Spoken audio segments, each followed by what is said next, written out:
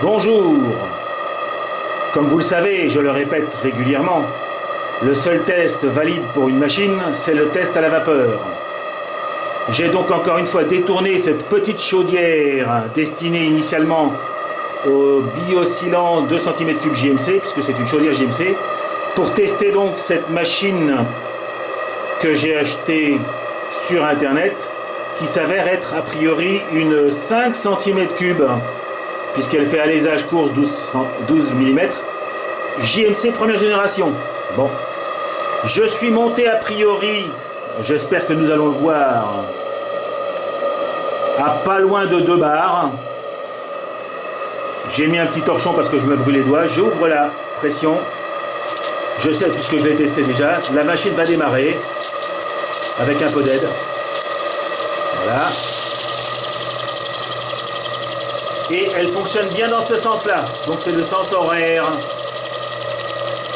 La pression tombe tout de suite. Alors j'espère qu'on peut le voir. On le regardera sur la vidéo. Le sifflet, lui, là-bas, marche très bien. Je vais essayer de faire une reverse pour voir. Alors. Ah là là, c'est pas fait pour. Hein. Et il n'aime pas du tout ce sens-là. Vous voyez, il tourne à peine.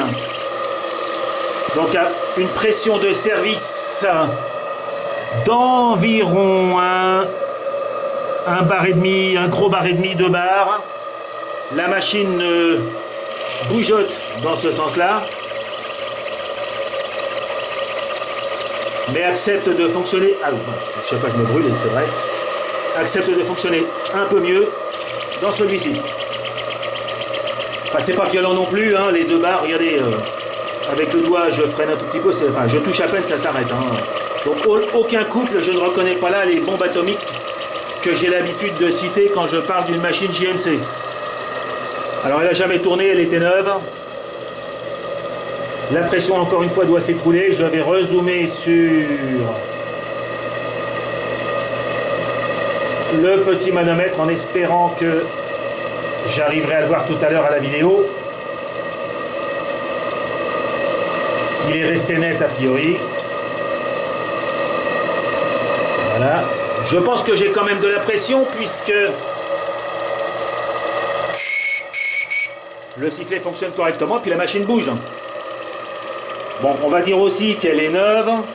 J'ai fait un petit montage parce que la salle de bain, c'est vraiment pas l'idéal pour faire des tests, mais bon. Et surtout, je ne dois rien salir. Je constate que j'ai évidemment gavé la machine d'huile.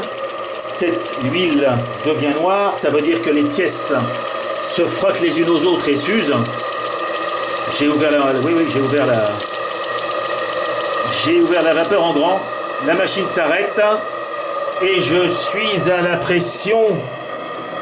Nous allons zoomer pour vérifier. J'espère que le zoom ne m'a pas trahi. Il n'y a pas grand chose. Bon, c'est vrai que cette petite chaudière a déjà beaucoup de mal à alimenter un 2 cm3. Alors le 5. Voilà. En tout cas, cette petite protection m'est bien utile. Et pour le spécialiste qui se reconnaîtra, qui regardera cette vidéo, j'espère déjà, et qui a un œil acéré sur les journaux que j'utilise pour protéger ma salle de bain, ami, je te laisse deviner de quel journal il s'agit, parce que là je peux te dire que c'est pas évident à trouver. Il est à l'envers et en plus j'ai vérifié a priori, il n'y a nulle part son nom. Petit gag. Voilà, je redémarre. Tchachout, tchachout. J'ai regardé a priori, donc j'ai recoupé la vis et resserré la culasse. Je n'ai a priori pas de fuite non plus aux petites vis ici, même si elles sont pas jolies. Je ne crois pas avoir vu trop couler d'eau au niveau des coulisses de Stephenson. Ah, je vois que j'ai des petites bulles ici. J'ai des petites bulles à un endroit où malheureusement je ne devrais pas en avoir parce que, hélas, Les pattes vis sont très abîmées, donc je vais sans doute être obligé de remettre un petit peu de téflon parce que je suis très ennuyé. Mais bon, j'ai fait le test. La machine bougeotte. Voilà. Donc c'est pas un investissement heureux à améliorer. Au revoir les amis.